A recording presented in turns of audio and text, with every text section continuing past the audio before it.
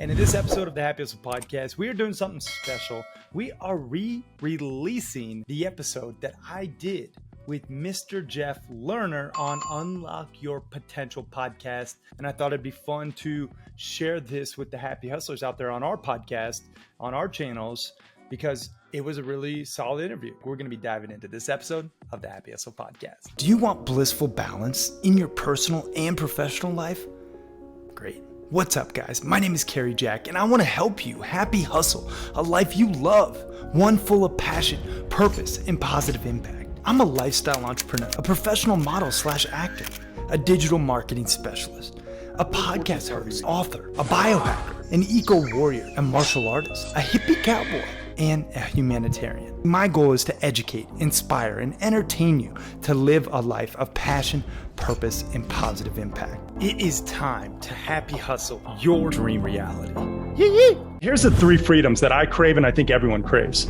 Time freedom, financial freedom, and creative freedom. And if you have all 3, you've hit the mother lode. You've hit the jackpot, but you have to create those 3 freedoms for yourself. You don't have to have a crystal clear plan, but what do you have to have? The thing that you have to have is results in something. People get caught up with this certification craze, but testimonials trump certifications every day of the week. You're right. People are so worried about the credential. The credential is the result. You got to think about what you have results in and what you can serve other people in by sharing that process. Time is my most precious commodity. I'm going to give you 20 minutes of my time. It's free 20-minute coaching session with Kerry Jack. I call them a happy hustle huddle. A happy hustle huddle, and all you have to do is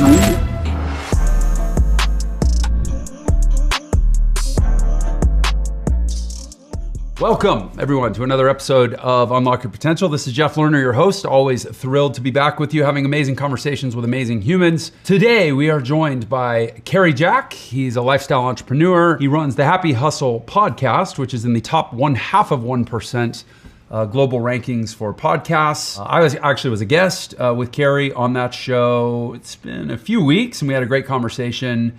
Really hit it off. So I'm excited to just kind of pick up where we left off. Kerry runs 3 successful companies. He is, as I mentioned, a podcaster, an author, a founder of The Happy Hustle. He runs some really cool masterminds. He's a model, actor, biohacker, martial artist, humanitarian, eco-warrior, does it all, and somehow manages to do it all in 20 hours a week or less. I need to download that protocol, however that works. Kerry, so much we have to talk about, and I'm so glad you're here. Welcome to the show.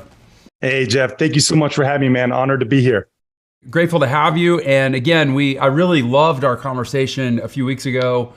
I don't even remember. Time all melds together. I don't remember exactly how long it was. I know it was less than a month. And we got into some stuff, and it was great. And I just want to pick up those threads and run with them here for the audience. And by the way, if anybody get a chance, go listen to the Happy Hustle podcast. And I do encourage you to start with my episode, but there are a lot of other great ones too. Maybe even, well, I won't say as a primer, because if you're already here listening to this, stay here and finish this and then go catch up on that. But you know what I mean? Exactly. Anyway, that was great. And we got into really, I feel like the deep end of the pool about entrepreneurship and really just carving the path of a life less ordinary in this world and not doing the same old grind that most people do. It's not all happy hustling. Happy hustling is the goal, right? Yep. So maybe talk about your journey. How did like you have a crazy journey? I read you used to be a smoothie barista, and they made you wear a banana suit. You were a soccer camp counselor. Like, you did not start out rich and famous to begin with. So how'd you get here? Yeah, I mean, I definitely wore the banana suit at not one smoothie shop, but 2. And I've done a lot of things in exchange for money. Some I'm not proud of, some illegal, some required me take my clothes off. We'll think of a less choreographed version of Magic Mike. But yeah, it's been a journey, man. And, for me, I was born to 2 entrepreneurial parents, so I feel blessed in that capacity. However, my childhood wasn't peaches and cream. There was emotional, physical, mental abuse. Sure, there was a pretty terrible divorce, and I got involved in, some crime. It was doing some illegal distribution of things. And, I don't get into it too much, but I did end up going to jail and saw, the life that I was destined to live if I kept on that path. So I ended up pivoting, and I really, I said, I'm going to happy hustle in alignment and have full integrity. Now, at the time, I didn't say happy hustling or, in alignment. I just was like, I know this ain't it, so I'm going to do something else. Mm-hmm. I've always been an entrepreneur though, at heart. And, I've had 4 failed ventures, one that I failed on my own doing, but it was on track to be quite successful. We had a tech startup in New York City, my brother and I, and we were grinding our face off, man, like 18 months of hard work. We built this algorithm all around feedback and quantifying it. And it had a lot of merit in multiple different industries. Got the attraction of some pretty big investors, partnerships with IBM and Microsoft, got a 7-figure VC funding deal on the table.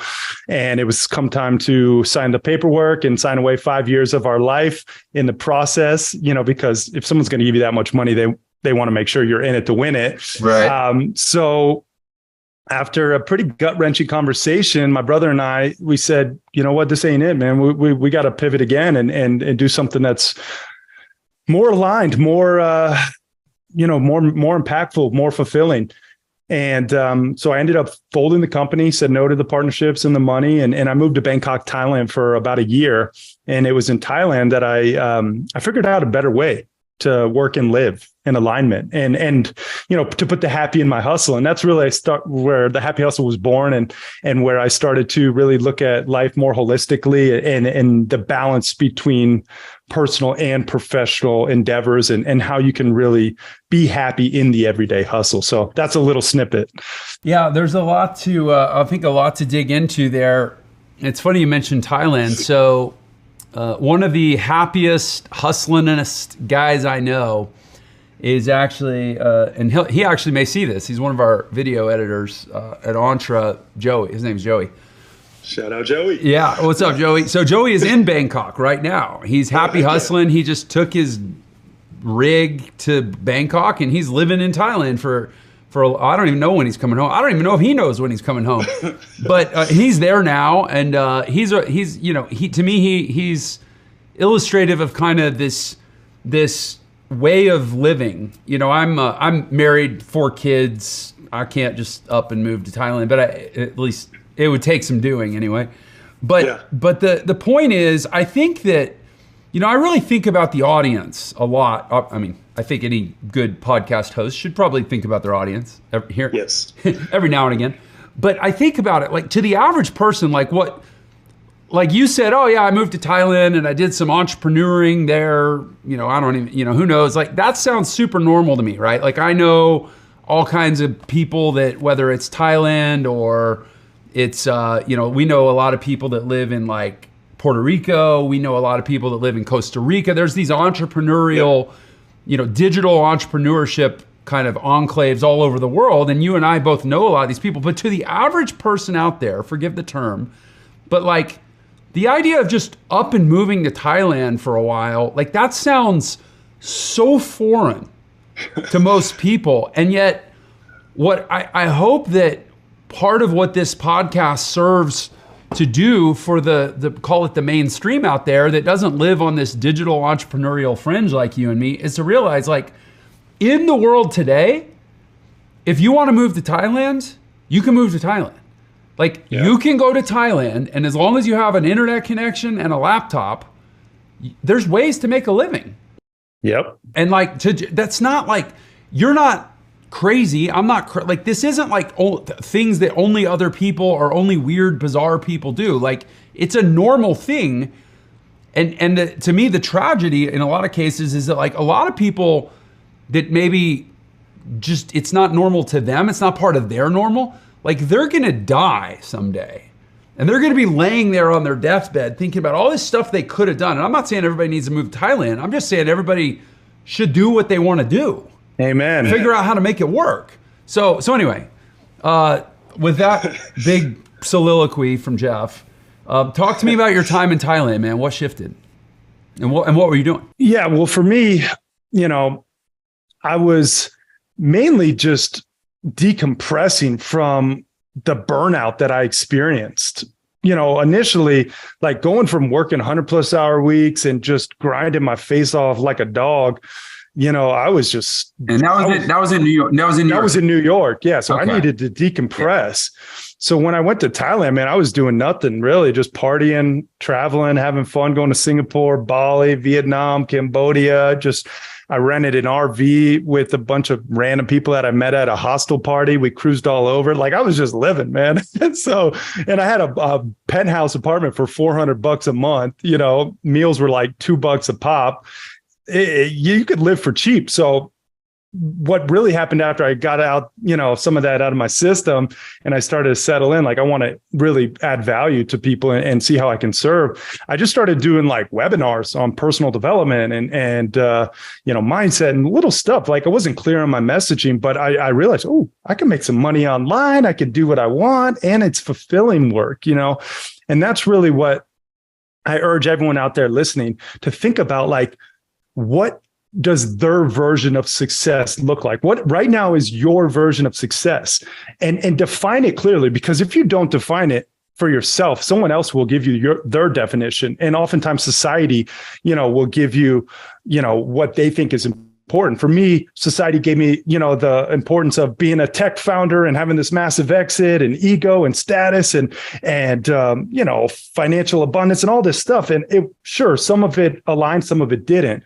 But when I really started to look at, success to me is more lifestyle entrepreneurship, doing what I want, when I want, with who I want, as much as I want, as Tony talks about. This is like what was really the mindset shift. So I just started serving. I started creating content when I was over there. And, I started building out a course, an online course. So that was the genesis. Genesis. So there's two things I want to lean into there. First of all, is you talked about sort of archetypal success, right? Like there's these different models of success in society. There's like the big city, like the urban, hard grinding tech founder.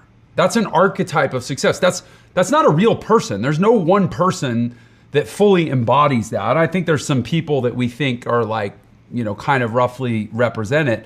But there's no person that is that. That's just an idea. Mm-hmm. It's a character. It's a character that exists in the collective of our minds, right? There's another archetypal, success character that's like, I don't know, the trial attorney or, the plaintiff's attorney that takes down big tobacco. Or maybe there's another one that's like the senior VP at a Fortune 500 company, right? But like, none of those are, I think one of the things I always say is that like the truth is an individual thing and the lie is always a collective or a group thing, right? And that like, because those are things that are essentially amalgamations of a lot of people's ideas that we've all kind of agreed upon as this thing to strive for, the fact that it's a collective thing, not an individual thing, actually means it's fundamentally a lie. It's not true. And that what I'm hearing is that you exhausted yourself trying to achieve a version of success that was not intrinsic to you. It was actually a collective lie distilled into an archetype that no human could ever achieve. And that you almost, it sounds like you broke yourself against that and went off to Thailand to say, no, I don't care what it looks like as long as it feels like me. Mm-hmm. Is that, am I capturing it right? Yeah, I think you nailed it, man. I mean, and for everyone, it's going to be different, like. But that's the key. For everyone, it has to be different. Exactly. Yep. That's the beauty of it too. Yeah, I think that, success, I mean, at some level, we're in the success industry, right? Like we talk to people about how to become more successful and how to live a life that feels more successful. But what does it mean to feel more successful? Ultimately, I think it means to feel more like you're okay just being you. Mm-hmm. Preach it.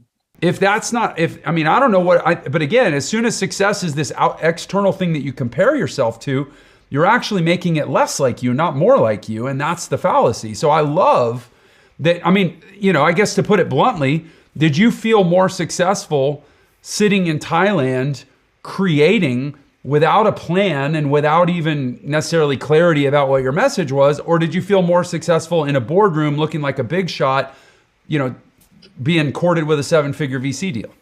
Yeah, 100% the former, Thailand. I mean, being able to have that. And here's the 3 freedoms that I crave, and I think everyone craves: time freedom, financial freedom, and creative freedom. Yeah. And if you, and some people have 1, some people have 2, rarely do people have 3, like rarely. And if you have all 3, you've hit the mother lode, you've hit the jackpot, but you have to create those 3 freedoms for yourself. And that's what I did in Thailand. And that's what I still do. And that's my barometer, and that's the lens in which I make decisions based upon it. Will this give me my 3 freedoms, or will this detract from my 3 freedoms? And I think that's an important, lens for everyone to put their decisions through. I love that. Time, money, and creativity. I have a lot. Yeah. I mean, we really align around this idea of creativity as an intrinsic element of success. I really believe that if you're not creating something that's uniquely and indelibly you, then you're leaving, in some degree, you're leaving no evidence that you actually mattered in this world. Whoa. Apologies for interrupting your programming, but I have to tell you, the best investment you can make in yourself is one in which helps you acquire skills. You've probably heard people talk about, just invest in yourself and you'll be successful. Yes, that's true to a degree, but you have to invest in skills that will ultimately help you achieve your desired results. And I think one of the best skills one can possess, be it an entrepreneur or an aspiring entrepreneur, is the sales sword. Really knowing how to sell, utilizing pressure-free persuasion, which will make you more money and more impact. Now, if you want to know how to sell more efficiently and effectively, I just launched a sales course called The Proven Roadmap Process to Selling Millions of Dollars and helping you to increase your conversions, guaranteed. And you can get access to this new sales course that The Happy Hustle is launching at thehappyhustle.com/sales. And if you act fast, you'll get it at the lowest price it'll ever be available, because we are launching it and we want to gain amazing testimonials and social proof to further share this knowledge. So if you act fast, you can get it at the lowest price it'll ever be. That's at thehappyhustle.com/sales. Now let's get back to this episode. You could die, and to some sense, it would not have mattered that you were here if you didn't create anything. Yeah. Well, and oftentimes different is better than better. So be different, be unique, and really think about what is your uniqueness and how you can exploit that in the service of others, as Larry Wingate talks about. So that brings me, I said there were 2 things I wanted to drill into, and you just brought us to the second one. So you're in Thailand and you're like, man, I'm gonna do webinars. I'm just gonna talk about some stuff that I'm feeling or I'm into. But you said you didn't have any clarity around your messaging. You didn't have a brand. You talk to me about that, because this is where the rubber meets the road of how to get the life that you could possibly have that you may not think a lot of people think that life's, everybody else's dreams may come true, but mine won't. That, I can't have that. But where the rubber meets the road, where people opt out inadvertently, is not believing that what you're about to, or what you're describing, is actually possible. That you can start putting out, we call it content or value or material or whatever. Yep. You don't have to have a crystal clear plan. Nope. But what do you have to have? Talk to me about what you had that you started giving to the world, and how that evolved into a clarity that emerged into what you have now. Talk us through your wrestling with imposter syndrome and how you started doing it anyway, and how it grew into where you are now. Yeah. I mean, the thing that you have to have is results in something. And for me at the time, I had results in goal setting and goal getting. I have been a goal setter my whole life. My mom started us very early. God bless her soul. She was like adamant on reverse engineering your goals. So I just started teaching that because I knew, hey, if I want a college scholarship, I can get that. If I want to be class president, I can get that. If I want to be a top model or actor, I can get that. And I got all those things. And I was like, how did I get those? Well, I reverse engineered the process and I got crystal clear on it. So I shared that process. Now, people get caught up with this certification craze, but testimonials trump certifications every day of the week. So I just started getting people results with their goals. I was like, listen, I can help you get your goals, and that's where you got to start. You got to think about what you have results in and what you can serve other people in by sharing that process. The 23-year-old life coach, I'm sorry, I'm not listening. It's just not relevant because you don't have results in life yet, right? But someone who maybe, successfully nailed the SAT or whatever those things are. I didn't do great on them, but I never was much for school, but but I'm just saying, like, if you nailed that, you could talk about that. You know what I mean? So whatever it is for you, you got to think what you actually have results in. And my good buddy, Rory Vaden, talks about your best position to help who you once were 5 years ago. So think about that person.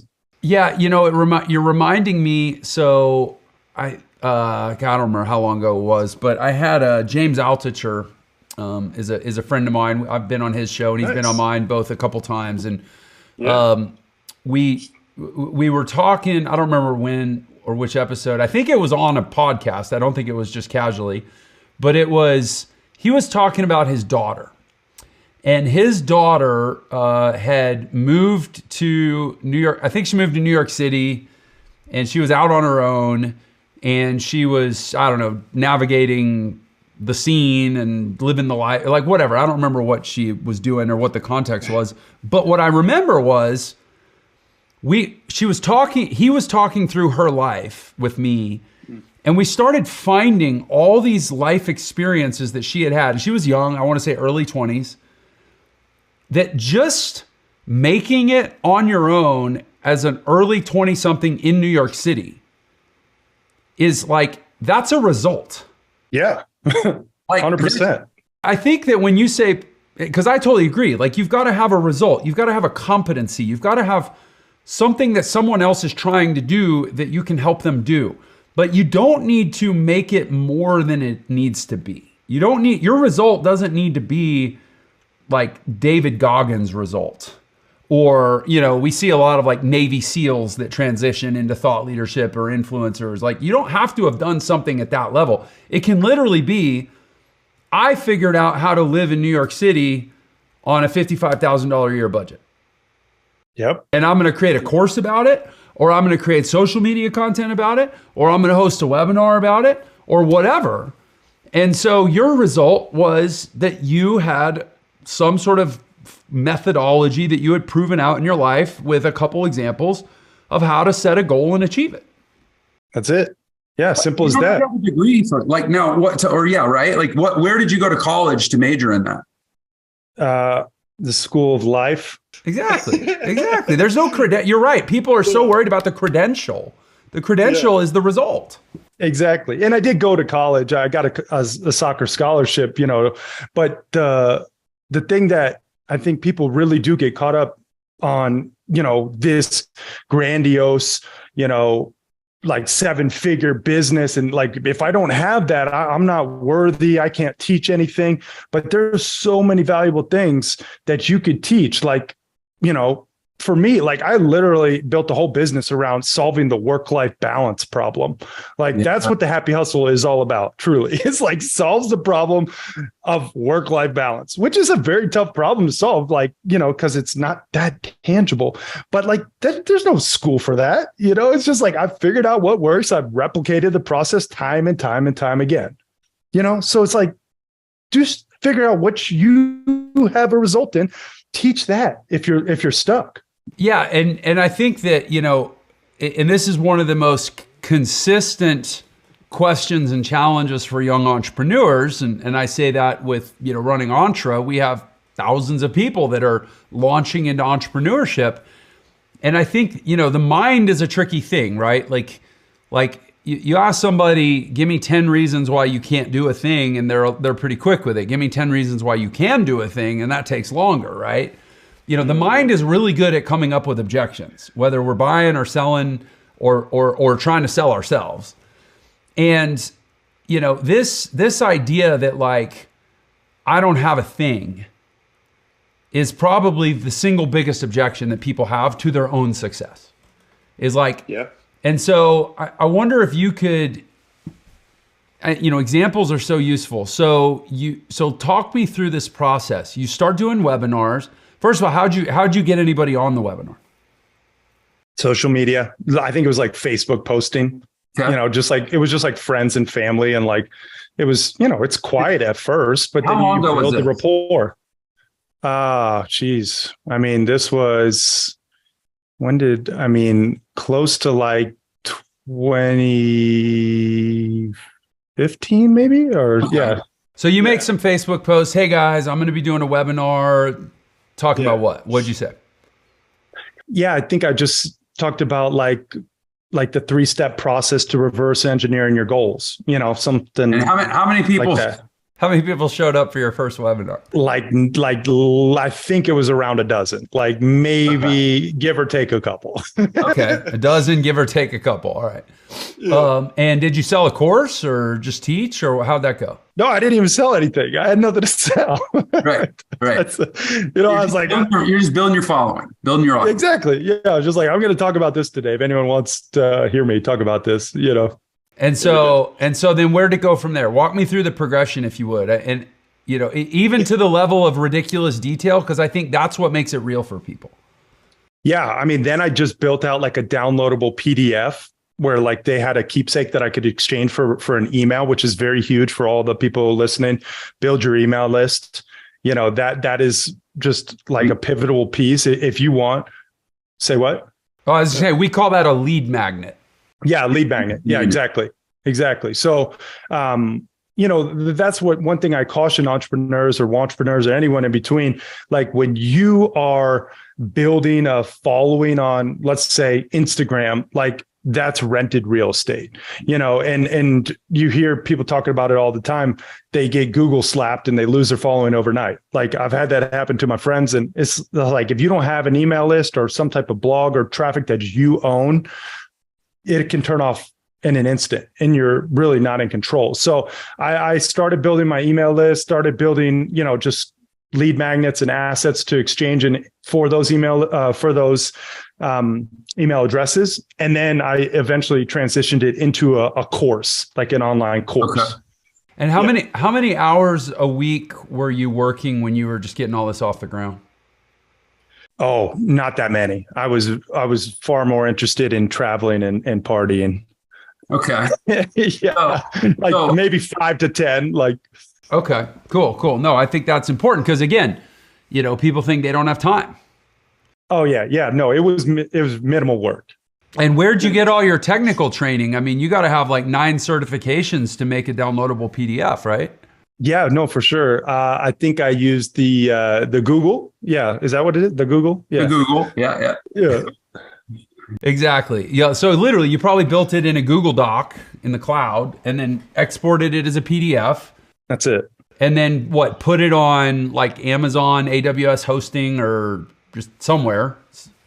Yeah. It was, I think I built like a very basic WordPress site or something. Okay. I just taught myself how to build it and, just had like this little email capture. And so while you were playing soccer in college, you were taking, graduate courses in WordPress, right? Oh, for sure. 100%. Yeah. Okay. So hopefully the audience is picking up on my recurring sarcasm here.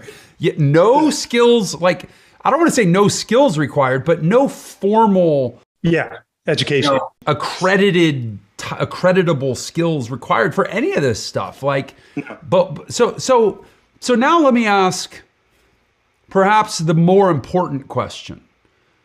Most people, we live in what's called the creator economy, and there's millions of young people that, and older people, millions of people that want to do this kind of stuff and want to break into this type of lifestyle friendly business model. but yet the vast majority don't. And even the majority that do don't stick with it. They don't see it through. They don't have the staying power, or they get hung up on something and they psych themselves out. Why do you think that Carrie Jack, who I'm not hearing anything in your background? I mean, you had entrepreneurial parents, but it's not like they funded your first startup or something. I mean, why were you one of the few that took this thing and ran it all the way to the end zone? What do you think? I think persistent consistency like that. I used to listen to Automobile University, which was like audio tapes back in my day, which I'm not that old, but that's a Zig Ziglar term. Exactly. That's what I was going to say. I listen to Zig Ziglar every single day, everywhere I went, him and Tony Robbins. And he was, you got to have persistent consistency if you want to win in life, And so I was just okay, that's what I need to do. Just not quit. And eventually you'll win. It's really not that complicated. Yeah. You said you had 4 failures. Oh yeah. Probably more, but like 4 formal failures. Yeah. Yeah. It's true. It's one of the most, and I'm curious your thoughts on this. I think like one of the most vexing things about life is I truly believe like I could save anybody. Like, give me a person that's willing to do the work and I can save them from whatever their life is, whatever they don't like, whatever changes they want to make. But I can't save everybody because everybody just won't do it. And and it's hard to know who's who, like who's gonna and who won't and why. Yeah. I mean, I think again, you're just speaking to the why, like you have to have the fuel to your fire. You have to have something bigger than yourself. Money's not enough. At least I've found, because that's how you get success without fulfillment. When you see a lot of very wealthy people, but they are super unhappy. Like I know a lot of friends of mine who are far richer than me, but I am so much more happy, and I'll take that trade any day of the week, and so it's like, you got to get clear on your why, what's really like motivating you. For me, again, those 3 freedoms, and then just like the selfless service component. That's a big part of my whole mission. Really giving to others, my time, my money, my expertise without the law of reciprocity at play or top of mind, really giving, but like not worrying about what's coming back to me. Like you have to think about your why when it comes time to building, because that is going to help you persist past the inevitable adversity. So take me through then. I want to make sure we get through the story, and we've got about 15, maybe 20 minutes left. So take me through from 2015. You start getting some traction with goal setting and a downloadable PDF lead magnet. You start building your list. You built a course. And then where do we go from there? So I had my my brand running in the background, like just low key, capturing emails, selling courses, little stuff. I then was getting hit up all the time how to break into the entertainment industry, just because I've been in it 15 plus years, acting and modeling, Okay. And so I built another course around that, was selling it for like $9.97 a pop, making some cheddar, teaching others. And it was like doing his thing. But then my buddy, he had a biohacking company deep in the biohacking game. Before it was like a fad. Now it's like ice baths are everywhere. We were like OG ice baths, like way before. We had Wim Hof on our podcast before anyone even knew who Wim Hof was. And so he asked me to join forces with him in this biohacking business. And we blew up this business. It was a 7-figure business. We did like 60,000 copies of our book through a free plus shipping funnel. We millions of, online traction and views. And we were selling 50 and 25K a year health coaching programs like hotcakes, and it was awesome. It was a great business. I was on the cutting edge of a lot of this, new technology, from stem cells to amino acid peptides, saunas and cold plunges and all like the rapamycin and anti-aging protocols. Like we were early on all of it. And I ended up exiting that company, and I really wanted to do my own thing. I've always been an entrepreneur, and like I ended up saying, okay, I need to go full in back to my own thing. And that's where the happy hustle really started to take shape. All the past training and courses and everything. I said, I really feel called to solve this problem of imbalance. Like my one word problem that I truly solve for people. And I'd argue I'm up there with some of the best in the world at solving it is imbalance. Because like I was so out of balance. All I was doing was working, and I think some people could resonate, but for me, I wanted to figure out a systematic way where I can actually track my blissful balance in real time.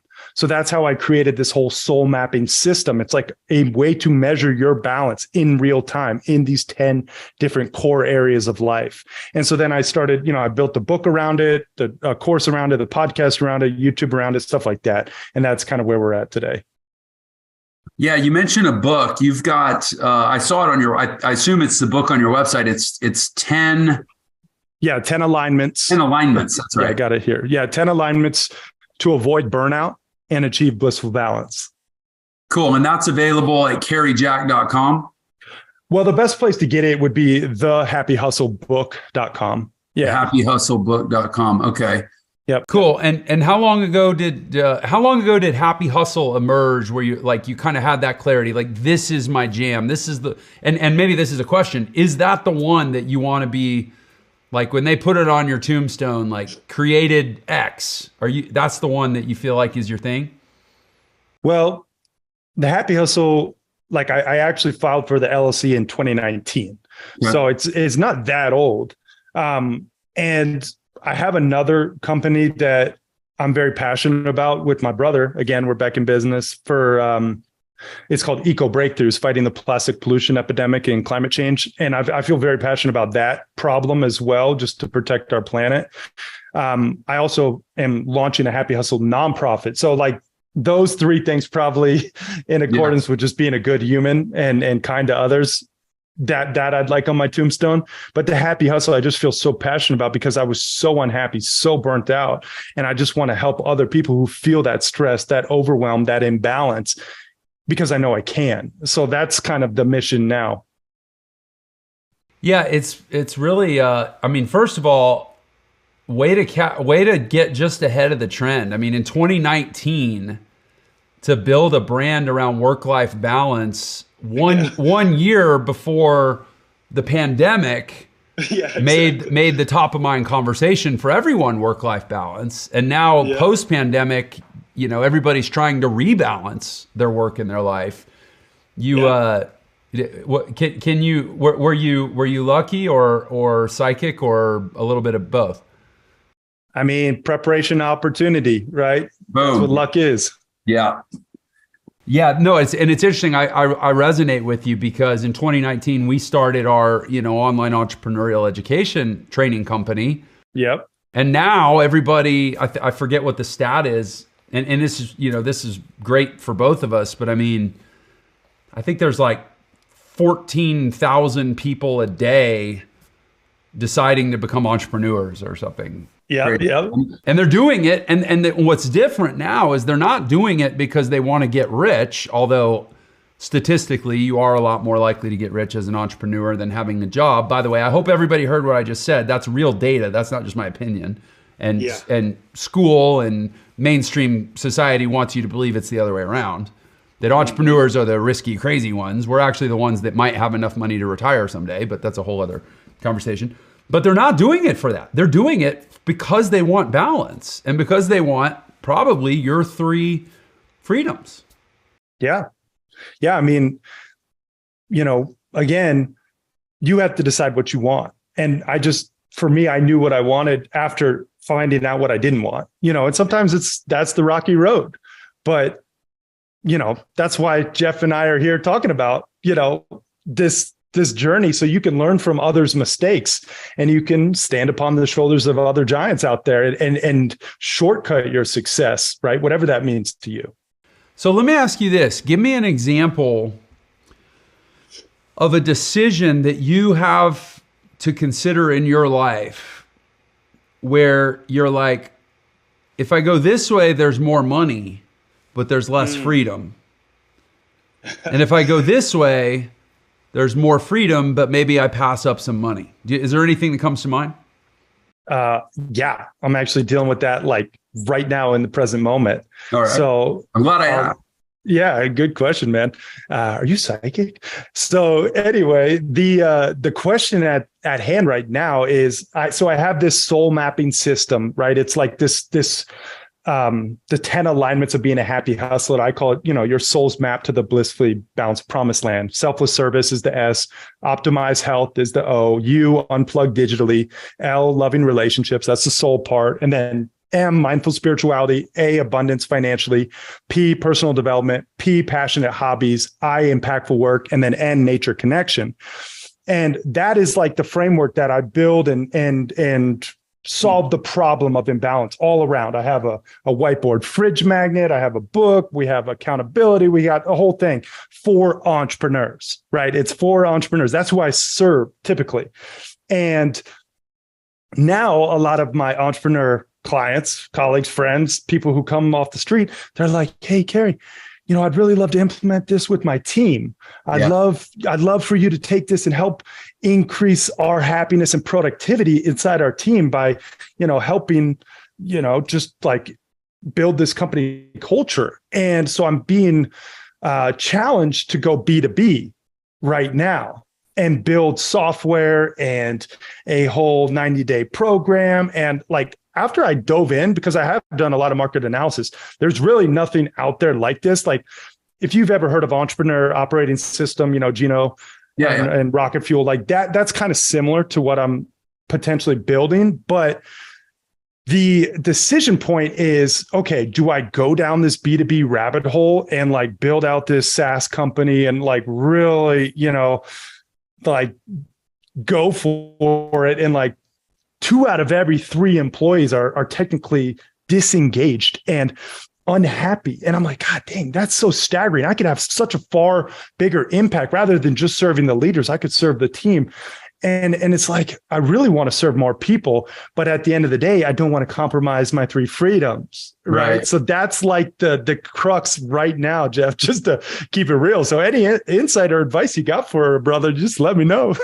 Well, I mean, I can only speak to the need. So, I'll use myself as an example, and we're a unique case because we are an entrepreneurial education platform. So we're kind of, in a way, we're sort of similar to you in that we teach entrepreneurial operating frameworks, and that gives us an opportunity to try to install them internally in our team too, to say, even if you're not technically an entrepreneur per se, there's a lot you can learn from operating like an entrepreneur. Here's entrepreneurial operating systems that you can use. So we have applied that internally. And as an example of how well it can work. I mean, people love working at Entre because it's like we actually give them these frameworks for leveling up their entire life. We have, and every framework, every system has its own nomenclature, right? We have like the 3 Ps, right? Physical, personal, and professional, all oriented in alignment around your 4th P, which is your purpose. And we have a process for helping people discover that. And like, we actually use that with our teams. And so I can tell you that I have one laboratory experiment of about 200 people, and that it's amazing. People love it. Enrollment is high. People love working at Entre. Like, it's all great. But also, so cross us off the list of your prospects. We've got it covered. But also, we had to do it internally because I know how important it is to get people in balance and feeling on purpose and feeling aligned with where the company's goals and their personal goals can be met through the work, both, not in competition, but like that there's no system out there. So I can speak to your TAM and tell you, like, we had to do it ourselves and we were able to do it ourselves, which makes us kind of an edge case, but there's no off the shelf thing I could have bought to do what you're describing. Yeah. And I mean, and that right there is, the deep-seated like angst that I feel because I feel a calling to serve at a deeper capacity and truly impact more and more lives through the system, through building this out But at the end of the day, I got to remember why I did what I did. It got away from that whole model initially to build the freedom and to start the happy hustle as it is, where I get to go, in the wilderness and take entrepreneurs backpacking for 5 days and go completely off the grid. And, I can go fly fishing when I want and snowboarding. It's the wrestle, that I'm facing. So I love that. So I started the question with a metaphor or an image of a fork in the road, and down one path is more money and down the other path is the freedom with giving up the money. It sounds like maybe your tougher dilemma is if one path has greater impact down it rather than more money, although those very often go together. Exactly. Like Elon Musk says, we get paid in direct proportion to the complexity of the problems we solve, right? Yep. So that's a question so it sounds like your question, and this is, by the way, anybody that's going to embark on the entrepreneurial life, this is going to be your fundamental dilemma. You can have a greater impact at the cost of greater sacrifice. Yeah. And that's it. I mean, for me, like deep down, I'm just going to tell you a little guilty secret here. I've already built out a whole B2B deck, and it's already been shopped to multiple CEOs for feedback. So I can tell you, my team and I have already explored it. I'm going to take on a couple like B2B clients and really test it before I build out the full software side. But the impact is really what is significant for me, not the money. Like the money is nominal, truly. It's like, I know how many unhappy people are out there sacrificing their soul for a paycheck. And if I could just help them put the happy in their hustle, like my life would be so much richer. So I didn't want to assume, and I didn't want to project, but now that you've said it, I knew that because you're an entrepreneur. And at your core, if there's a massive problem that you know how to solve, and there's a business model to be had in solving it, entrepreneur, we just can't say no to that. It's so true, man. It's true. Even if it means we're gonna miss some snowboarding and miss some fly fishing for a few years. I was 4 years ago when I started Entre, I was basically retired. I had sold my agency. I was 39 years old, and I wasn't like never going to do anything again, but I was like, I had money in the bank and I was good, and I was like definitely going to chill for a few years. And then I'm like, I almost was like pissed. I'm like, damn it. There's a huge problem out there. I know how to solve it. I at least got to start scratching this itch and putting out some content. And then I put out some content, and then it's like, oh, people like the content. Maybe there's a business here. Maybe I should create a course. And it's this slippery slope where you can't not give value and solve the problem, because that's just how we're wired. But how many people out there, this is why I do this podcast, is I want people to hear authentic entrepreneurial conversations. Because how many people have that impulse to make an impact, but they just don't have the vision, the practical vision, not the inspired vision, but they don't see how it would happen, or they just don't believe it would happen for them. Or the discipline to take action. That's, I think, like, I love that quote by Jocko Willink, discipline equals freedom. It's something I say to myself every single day. I have these I am mantras that I recite in the morning and in the evening, and that's one of them. And I think if you want to succeed as an entrepreneur, I know it's cliche, but it's a cliche for a reason. You have to have that discipline, and you have to have, that persistent consistency every single day. Like, there's going to be things that you have to do, in order to get to the next level. And it's going to require discipline to do them. And then hopefully you can keep replacing yourself, so you're not so much as an operator, but you actually become an owner. And that's, I think, a very big thing that a lot of entrepreneurs miss is they build a job for themselves and they're not actually a business owner. And so just cautionary tale there. Well, I like that you give yourself you seem to have imposed some constraints on yourself that are like, and I don't know how strict it is, but hey, I'm going to work 20 hours a week, right? Well, in order to work 20 hours a week and have a successful business, you have to think like an owner. You can't allow yourself to think only like an operator, because work adheres to Parkinson's law. It will fill all the available space that you give it.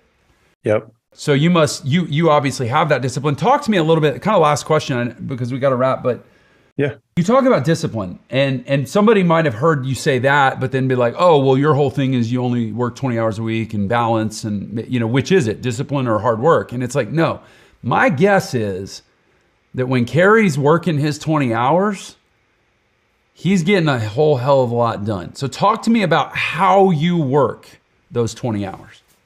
Yeah, that's the key. One of the biggest principles in Happy Hustling is you have to prioritize each alignment equally, but focus on one at a time, right? So the alignment of impactful work, which, Jeff and I are doing, right? That's a very important alignment, but it's not more important or less important than loving relationships, time with my wife, right? Time with your kids, right? So what I see as the biggest problem is when people are at work, they're thinking about their family. And when they're with their family, they're thinking about work. They're not doing either effectively. So when I'm working, when I'm talking to Jeff, or when I'm creating content, or I'm writing copy, or I'm, doing whatever business mastermind, like I'm all there, and I'm 100%. When I'm snowboarding, I'm all there. When I'm like selfless service and volunteering with the kids with special needs and teaching them how to ride horses, like I'm all there. Yeah. Right. So it's like when I'm doing something, I'm fully present. And again, I'm not the guru. I don't claim to be. I'm just the reporter of what's worked in my life, and really reassessing my presence in every moment is key.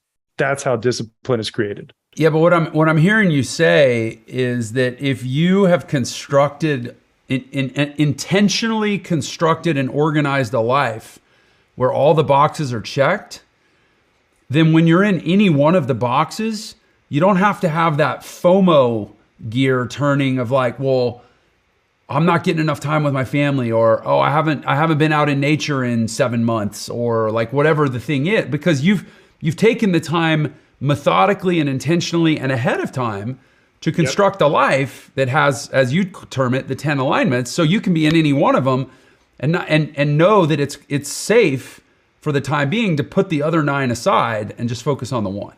Yeah, you nailed it. But it's an intentional life, not a reactive life. Exactly. Yeah. Writing your own story, being very intentional with your time is like so crucial. And to your point, like scheduling your time, like knowing what's on your calendar and being very deliberate. Like that's why I have this whole blissful balancer. I literally do it. I take my own medicine every Sunday. I assess where I'm out of balance in my 10 alignments. I take my own assessment, and then I prioritize change accordingly. So I can look at my life in real time and make pivots and adjustments and tweaks. And that has been such a game changer. Yeah, you talk about the schedule. I think we talked about on your show how I'm really into like looking up the origins of words. Yeah. A lot of people that they talk about their schedule, and I ask to see it, and they're like, "Well, I just told it to you." So if you look up the root word of the word schedule, it's actually the Latin word schedula, which means a slip of paper. And the point is, it's not a schedule unless it's written down. Yep. Boom, there it is. Well, I got my key 3. That's one thing I'll leave all the entrepreneurs. I have my schedule, and then I know the key 3 things. If I do only these 3 things today, it's a win. And so that's where I think, like, if you want to work less, but get more done, get clear on your most valuable tasks. Do you do that every morning? Every day. Yeah. Yeah. I've heard that before. That's a powerful one. Yep. Man, okay, we're out of time. How can the world come get more Carey Jack goodness? Yeah, well, first, check out the podcast Jeff and I did, because Jeff dropped hot fire on the mic. Truly, that was one of my favorite episodes, bro. Really. Thank you. So that I would say check that out. And then, if you guys want to get the book, I'll do something special for your audience of entrepreneurs, because this is my people. If you get the book, if you go to thehappyhustlebook.com, it's like a free plus shipping. Literally, you get the book for free. You can get the audiobook version too, but thehappyhustlebook.com. If you pick up a copy of the book and you actually read the damn thing, send me a DM on Instagram at Carey __Jack and tell me your biggest takeaway. my assistant, I'm going to tell her, and she'll respond back with my Calendly link. Time is my most precious commodity. I'm going to give you 20 minutes of my time, zero prerogative, zero ulterior motive. But if you actually take the time to read the book, I want to help you happy hustle a life that you love, and I'll be of service however I can. So that's my give. Man, that is fantastic. A free 20-minute coaching session or time spent with Carrie Jack. I call them a happy hustle huddle. So yeah, you get a happy hustle huddle. And all you have to do is read an awesome book that's going to help you improve your life anyways. Yeah. Or listen to it. Get it on Audible. It's on there too. But yeah, I just want to serve. And I love entrepreneurs, and I know it's a tough road. It's a tough road. So I'm here to support, as Jeff is. And, I just think it's important that we give back as much as we can. So yeah, I appreciate you all for watching and listening very much. And Jeff, thank you so much for having me, brother.